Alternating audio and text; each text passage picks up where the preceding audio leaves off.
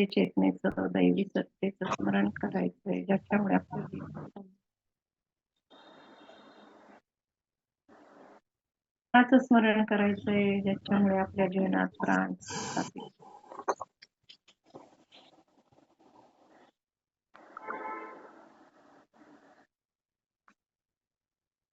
आणि त्या ब्रह्मांडीय ऊर्जेचंही स्मरण करायचंय, ज्याच्यामुळे आपलं जीवन विकसित झालेलं.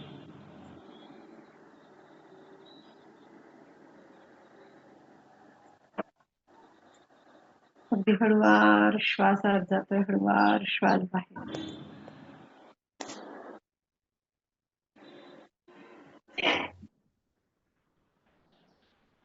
पाठ.